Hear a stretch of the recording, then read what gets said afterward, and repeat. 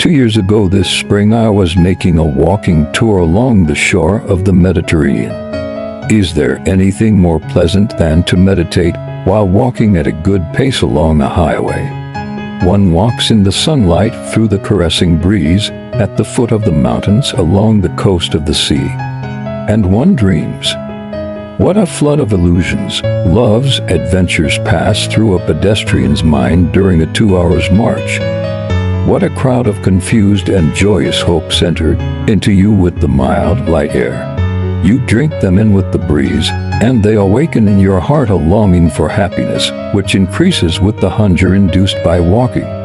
The fleeting, charming ideas fly and sing like birds. I was following that long road which goes from St. Raphael to Italy, or, rather, that long, splendid panoramic highway which seems made for the representation of all the love poems of earth. And I thought that from Cannes, where one poses, to Monaco, where one gambles, people come to this spot of the earth for hardly any other purpose than to get embroiled or to throw away money on chance. Games. Displaying under this delicious sky and in this garden of roses and oranges all base vanities and foolish pretensions and vile lusts, showing up the human mind such as it is servile, ignorant, arrogant, and full of cupidity. Suddenly I saw some villas in one of those ravishing bays that one meets at every turn of the mountain. There were only 4 or 5 fronting the sea at the foot of the mountains, and behind them a wild firwood slopes into two great valleys that were untraversed by roads. I stopped short before one of these chalets. It was so pretty, a small white house with brown trimmings, overrun with rambler roses up to the top. The garden was a mass of flowers, of all colors and all kinds, mixed in a coquettish, well-planned disorder. The lawn was full of them, big pots flanked each side of every step of the porch, pink or yellow clusters framed each window, and the terrace with the stone balustrade, which enclosed this pretty little dwelling, had a garland of enormous red bells like drops of blood. Behind the house I saw a long avenue of orange trees in blossom, which went up to the foot of the mountain. Over the door appeared the name, Villa Dianen, in small gold letters. I asked myself what poet or what fairy was living there, what inspired, solitary being had discovered this spot and created this dream house, which seemed to nestle in a nosegay. A workman was breaking stones up the street, and I went to him to ask the name of the proprietor of this jewel. "It is Madame Julie Romain," he replied. Julie Romain? In my childhood long ago, I had heard them speak of this great actress, the rival of Rachel. No woman ever was more applauded and more loved, especially more loved. What duets and suicides on her account, and what sensational adventures. How old was this seductive woman now? 60, 70, 75. Julie Romain here, in this house. The woman who had been adored by the greatest musician and the most exquisite poet of our land. I still remember the sensation. I was then 12 years of age, which her flight to Sicily with the latter, after her rupture with the former, caused throughout France. She had left one evening, after a premiere, where the audience had applauded her for a whole half hour, and had recalled her 11 times in succession. She had gone away with the poet in a post-chaise, as was the fashion then. They had crossed the sea to love each other in that antique island, the daughter of Greece, in that immense orange wood which rounds Palermo, and which is called the Shell of Gold. People told of their ascension of Mount Etna, and how they had leaned over the immense crater, arm in arm, cheek to cheek, as if to throw themselves into the very abyss. Now he was dead, that maker of verses so touching and so profound that they turned the heads of a whole generation, so subtle and so mysterious that they opened a new world to the younger poets. The other one also was dead, the deserted one, who had attained through her musical periods that are alive in the memories of all, periods of triumph and of despair. Intoxicating triumph and heart-rending despair. And she was there, in that house veiled by flowers. I did not hesitate but rang the bell. A small servant answered, a boy of 18 with awkward mien and clumsy hands. I wrote in pencil on my card a gallant compliment to the actress, begging her to receive me. Perhaps, if she knew my name, she would open her door to me. The little valet took it in, and then came back, asking me to follow him. He led me to a neat and decorous salon furnished in the Louis Philippe style, with stiff and heavy furniture, from which a little maid of 16, slender but not pretty, took off the covers in my honor. Then I was left alone.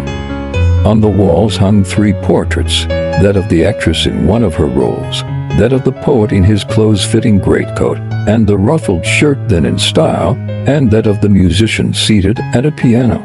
She, blonde, charming but affected, according to the fashion of her day, was smiling, with her pretty mouth and blue eyes.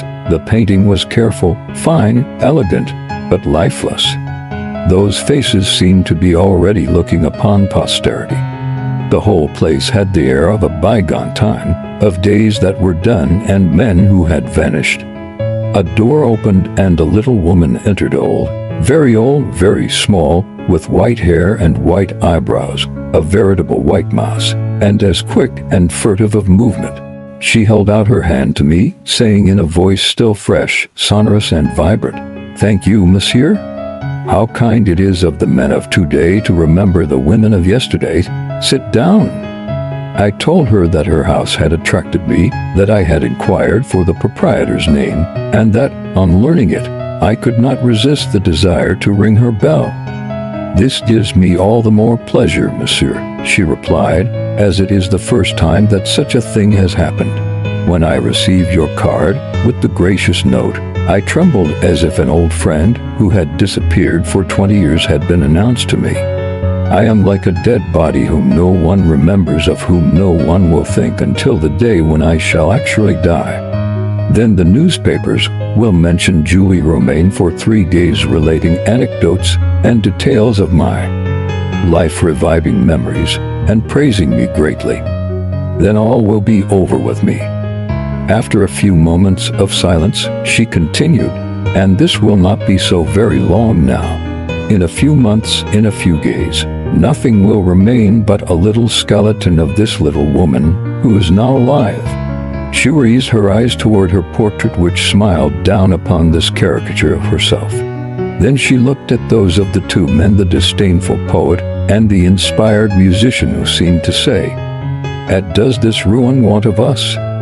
An indefinable, poignant, irresistible sadness overwhelmed my heart, the sadness of existences that have had their day, but who are still debating with their memories, like a person drowning in deep water.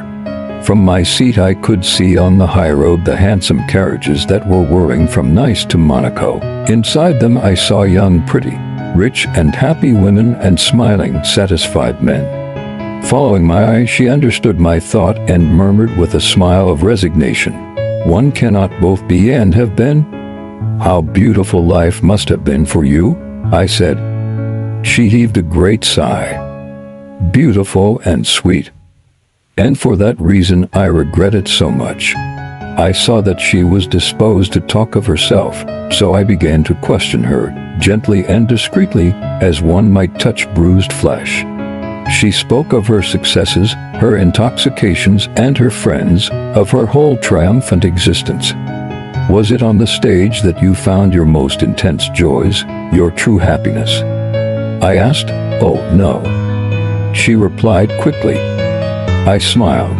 Then, raising her eyes to the 2 portraits, she said, with a sad glance, "It was with them." "Which one?" I could not help asking. "Both. I even confuse them up a little now in my old woman's memory, and then I feel remorse." "Then, madam, your acknowledgment is not to them, but to love itself. They were merely its interpreters. That is possible. But what interpreters? Are you sure that you have not been, or that you might not have been loved as well or better by it? Simple man, but not a great man, who would have offered to you his whole life and heart, all his thoughts, all his days, his whole being, while these gave you to redoubtable rivals music and poetry. No, monsieur, no. she explained emphatically, with that still youthful voice, which caused the soul to vibrate. Another one might perhaps have loved me more, but he would not have loved me as these did. Ah, those two sang to me of the music of love as no one else in the world could have sung of it. How they intoxicated me. Could any other man express what they knew so well how to express in tones and in words? Is it enough merely to love if one cannot put all the poetry and all the music of heaven and earth into love? And they knew how to make a woman delirious with songs and with words. Yes, perhaps there was more of illusion than of reality in our passion, but these illusions lift you into the clouds, while realities always leave you trailing in the dust. If others have loved me more, through these two I have understood, felt, and worshipped love. Suddenly she began to weep. She wept silently, shedding tears of despair. I pretended not to see, looking off into the distance. She resumed, after a few minutes. You see, monsieur, with nearly everyone the heart ages with the body. But this has not happened with me. My body is 69 years old, while my poor heart is only 20. And that is the reason why I live all alone, with my flowers and my dreams. There was a long silence between us. She grew calmer and continued smiling. How you would laugh at me if you knew how I pass my evenings when the weather is fine. I am ashamed, and I pity myself at the same time. Beg as I might, she would not tell me what she did. Then I rose to leave, already, she exclaimed. And as I said that I wished to dine at Monte Carlo, she asked timidly, will you not dine with me? It would give me a great deal of pleasure. I accepted at once. She rang delighted, and after giving some orders to the little maid, she took me over her house. A kind of glass-enclosed veranda filled with shrubs opened into the dining room, revealing at the farther end the long avenue of orange trees extending to the foot of the mountain. A low seat, hidden by plants, indicated that the old actress often came there to sit down. Then we went into the garden to look at the flowers. Evening fell softly, one of those calm, moist evenings when the earth breathes forth all her perfumes. Daylight was almost gone when we sat down at table. The dinner was good and it lasted a long time, and we became intimate friends, she and I, when she understood what a profound sympathy she had aroused in my heart. She had taken to thimblefuls of wine, as the phrase goes, and had grown more confiding and expansive. Come, let us look at the moon, she said. I adore the good moon. She has been the witness of my most intense joys. It seems to me that all my memories are there, and that I need only look at her to bring them all back to me. And even sometimes, in the evening, I offer to myself a pretty play, yes, pretty if you only knew. But no, you would laugh at me. I cannot, I dare not, no, really, no. I implored her to tell me what it was. Come, now. Come, tell me, I promise you that I will not laugh. I swear it to you, come, now. She hesitated. I took her hands, those poor little hands, so thin and so cold, and I kissed them one after the other several times, as her lovers had once kissed them. She was moved and hesitated. You promise me not to laugh? Yes, I swear it to you. Well, then come. She rose, and as the little domestic, awkward in his green livery, removed the chair behind her, she whispered quickly a few words into his ear. Yes, madam, at once, he replied. She took my arm and led me to the veranda. The avenue of oranges was really splendid to see. The full moon made a narrow path of silver a long bright line, which fell on the yellow sand between the round opaque crowns of the dark trees. As these trees were in bloom, their strong sweet perfume filled the night, and swarming among their dark foliage I saw thousands of fireflies, which looked like seeds fallen from the stars. Oh, what a setting for a love scene! I exclaimed. She smiled. Is it not true? Is it not true? You will see. And she made me sit down beside her. This is what makes one long for more life. But you hardly think of these things, you men of today. You are speculators, merchants, and men of affairs. You no longer even know how to talk to us. When I say you, I mean young men in general. Love has been turned into a liaison which very often begins with an unpaid dressmaker's bill. If you think the bill is dearer than the woman, you disappear.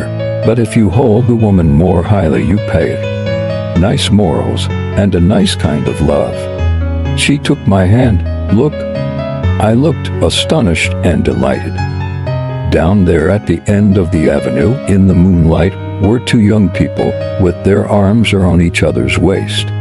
They were walking along, interlaced, charming, with short, little steps crossing the flakes of light which illuminated them momentarily, and then sinking back into the shadow. The youth was dressed in a suit of white satin, such as men wore in the 18th century, and had on a hat with an ostrich plume. The girl was arrayed in a gown with panniers, and the high powdered coiffure of the handsome dames of the time of the Regency. They stopped 100 paces from us, and standing in the middle of the avenue, they kissed each other with graceful gestures. Suddenly I recognized the two little servants. Then one of those dreadful fits of laughter that convulse you made me writhe in my chair. But I did not laugh aloud. I resisted, convulsed and feeling almost ill, as a man whose leg is cut off resists the impulse to cry out. As the young pair turned toward the farther end of the avenue, they again became delightful. They went farther and farther away, finally disappearing as a dream disappears. I no longer saw them. The avenue seemed a sad place. I took my leave at once, so as not to see them again, for I guessed that this little play would last a long time, awakening, as it did, a whole past of love and of stage scenery, the artificial past, deceitful and seductive, false but charming, which still stirred the heart of this amorous old comedienne.